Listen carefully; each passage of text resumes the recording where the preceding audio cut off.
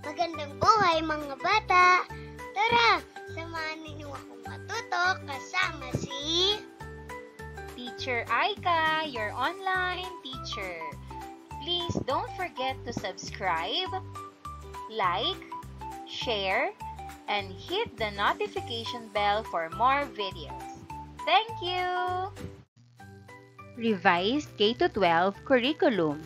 Araling Panlipunan, Grade 5.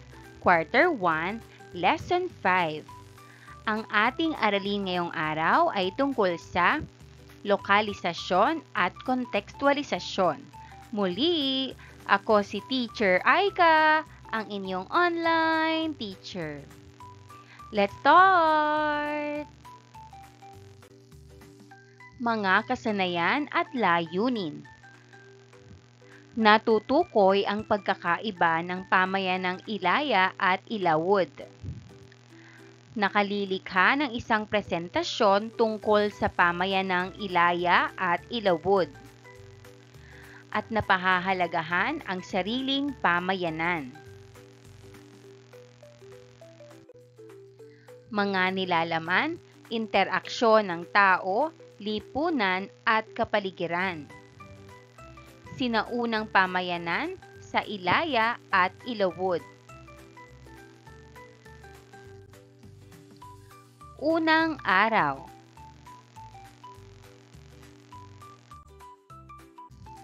Maikling balik-aral. Panuto, punan ng wastong sagot ang graphic organizer.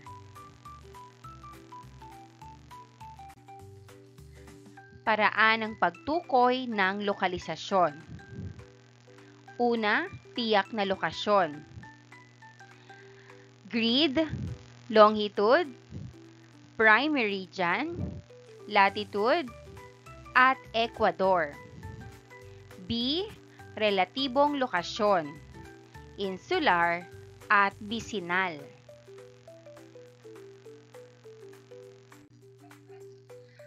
Paglinang sa kahalagahan sa pagkatuto sa aralin, panuto, sagutan ang mga sumusunod na pamprosesong tanong at isulat sa sagutang papel.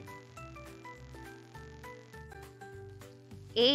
Ano ang pagkakaiba ng pamayanang Ilaya at Ilawod? Sagot: ang Ilaya ay tumutukoy sa mga pamayanan na matatagpuan sa kabundukan, samantalang ang Ilawod ay tumutukoy sa mga pamayanan na matatagpuan sa malapit sa dagat o katubigan. B. Paano mo papahalagahan ang sarili mong pamayanan?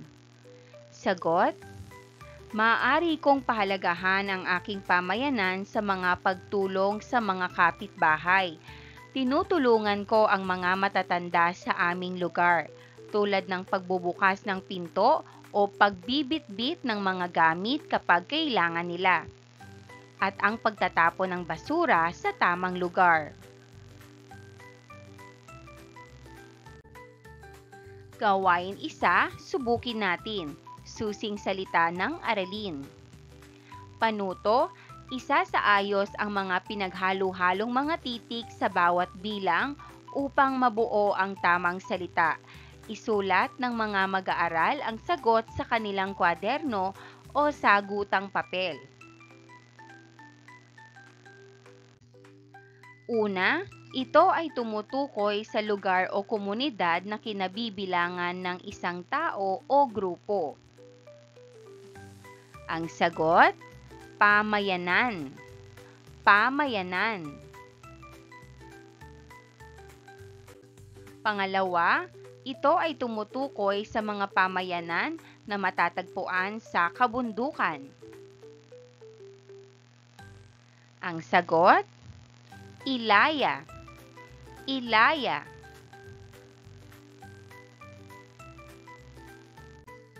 Pangatlo, ito ay tumutukoy sa mga pamayanan na matatagpuan sa kabundukan. Ang sagot, Ilawod. Ilawod.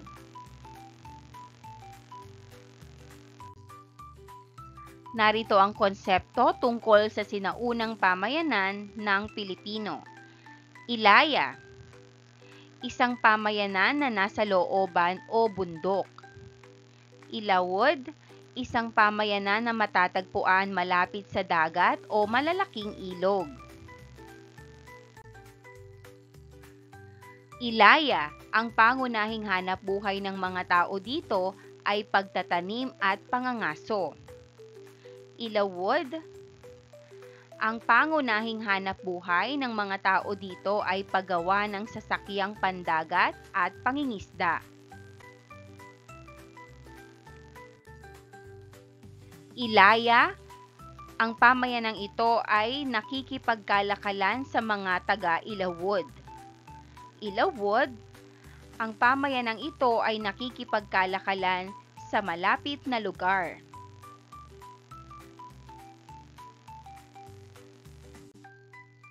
Kaugnayan ng lokasyon sa paghubog ng kasaysayan. Ang mga naisulat na pangyayari saan man at kailanman ay ang mga bumubuo ng kasaysayan. Nagbibigay ito ng larawan ng pamumuhay ng mga sinaunang Pilipino sa kanilang pag-aangkop sa kapaligiran at pagsabay sa mga pagbabagong nagaganap. Mahalaga ang kaalaman o natutuhan sa nakaraan sapagkat batayan ito kung paano binabago o pinagbubuti ang kasalukuyang pamumuhay at ang darating pang panahon.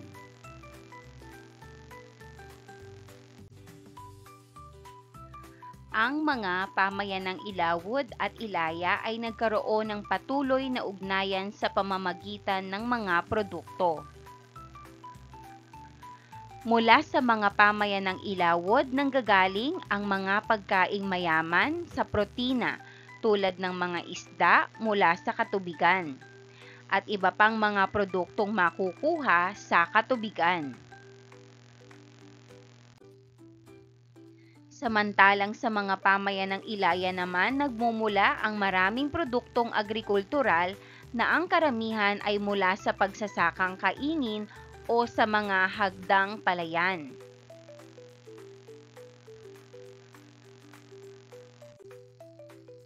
Ikalawang araw. Pinatnubayang pagsasanay, gawain bilang dalawa, isiping mabuti, ilaya o ilawod. Panuto, iguguhit ang bituin sa loob ng kahon kung ang tinutukoy sa pahayag ay pamayanang ilaya at iguguhit naman ang puso kung ang tinutukoy ay pamayanang ilawod. Number 1, isa itong pamayanan na nasa looban o bundok. Ang sagot, bituin. Number 2, ang pamayanang nakikipagkalakalan sa malapit na lugar lamang. Ang sagot, puso. Number 3, ang pamayanang ang pangunahing hanapbuhay ay pagtatanim at pangangaso. Ang sagot, star o bituin. Number 4, ang pamayanang ang pangunahing hanapbuhay ay pangingisda. Ang sagot, puso. Number 5, ang pamayanang malapit sa dagat o malalaking ilog. Ang sagot, puso.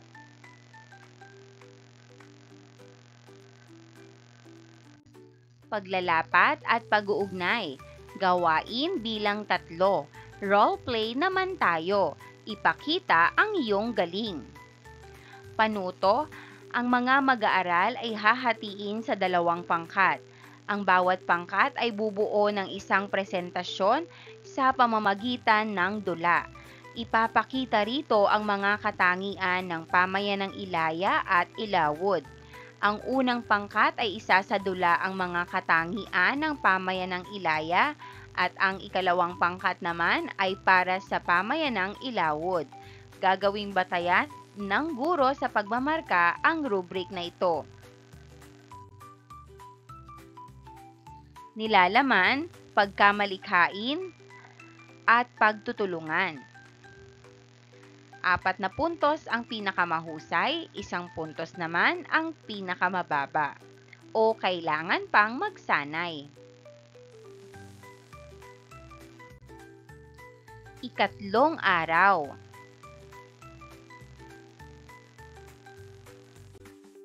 Gawain bilang 4 ang aking pamilya sa pamayanan.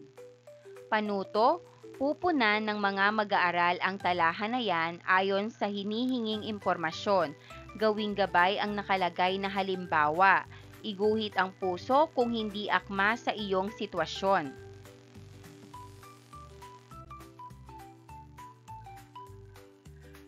Ang aking pamilya, lolo o lola. Halimbawang ambag sa pamayanan, ang aking lolo ay isang magsasaka. Nakatutulong ang aking lolo sa mga tao para magkaroon ng pagkain. Pangalawa, nanay o tatay. Pangatlo, ako.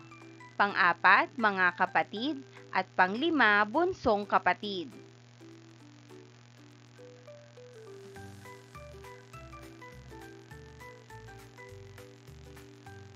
Narito ang mga halimbawang sagot. Una, lolo at lola. Ang aking lolo o lola ay nagbibigay ng payo at gabay sa pamilya at sa mga kapitbahay. Nakatutulong sila sa pagbibigay ng kaalaman at karanasan sa komunidad. Pangalawa, nanay at tatay. Ang aking nanay at tatay ay masipag na nagtatrabaho upang matustusan ang pangangailangan ng pamilya. Tinutulungan din nila ang kapitbahay sa panahon ng pangangailangan. Pangatlo, ako. Ako ay tumutulong sa mga gawaing bahay, nagsisikap sa pag-aaral at sumusunod sa mga alituntunin. Isa akong mabuting halimbawa sa ibang kabataan sa pamayanan.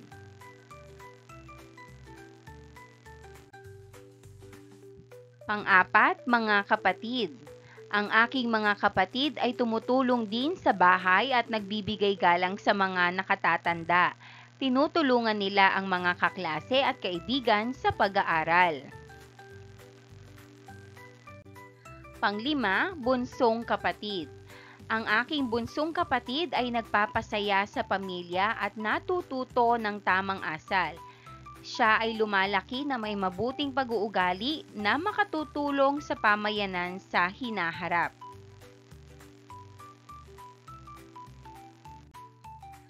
Mga pamprosesong tanong. Ano ang naramdaman mo habang sinasagutan ang gawain? At paano mo mapapahalagahan ang mga ambag ng iyong pamilya sa pamayanan?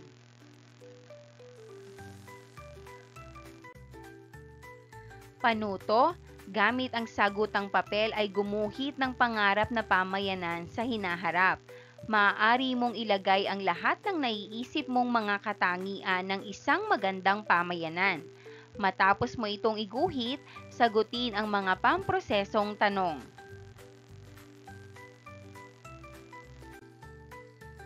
Pamprosesong tanong. Una, paano mo ilalarawan ang iyong iginuhit? Pangalawa, ano ang mga kailangang gawin ng mga mamamayan upang matamo ang maganda at maayos na pamayanan? Pangatlo, paano mo maipapakita ang pagpapahalaga sa sariling pamayanan?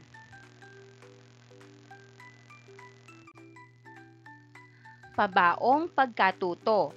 Pamayanang Ilaya, isang pamayanan na nasa looban o bundok. Ang pangunahing hanap buhay ay pagtatanim at pangangaso. Ang pamayanang ito ay nakikipagkalakalan sa mga ilawod. Pamayanang Ilawod, isang pamayanan na matatagpuan sa malapit sa dagat o malalaking ilog.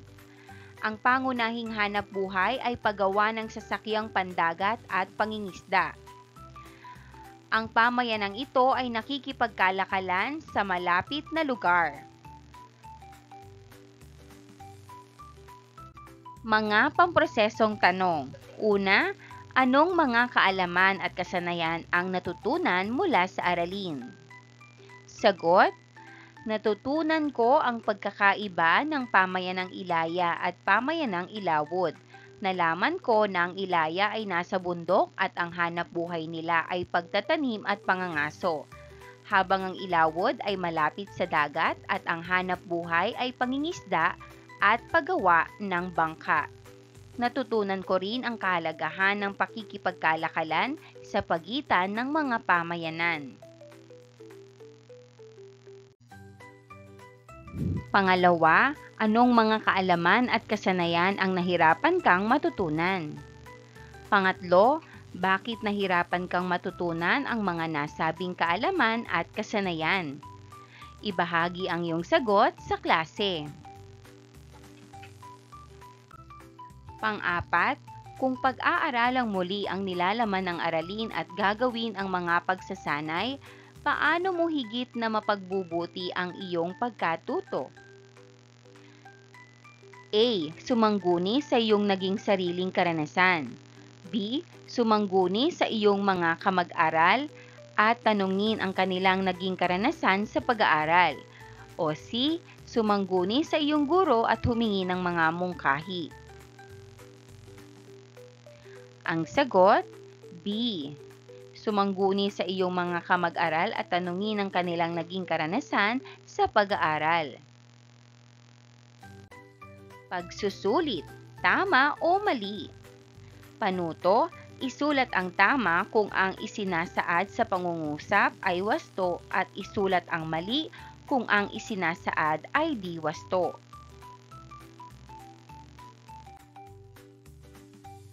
Number 1. Ang pamayanang Ilaya ay matatagpuan sa mga bundok. Ang sagot, tama. Number 2. Ang pangunahing hanap buhay ng pamayanang Ilaya ay pagtatanim at pangangaso. Ang sagot, tama.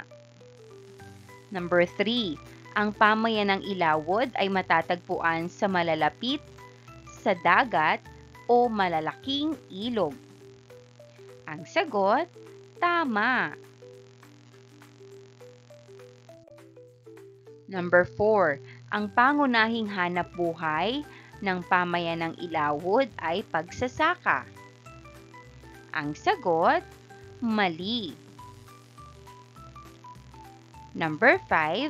Ang pamayanang Ilawod ay gumagamit ng mga makabagong teknolohiya. Ang sagot, mali.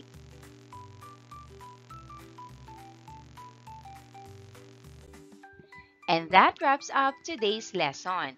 If you enjoyed this video and want to see more content like this, don't forget to hit the subscribe button and ring the bell so you never miss an update. Thanks for tuning in.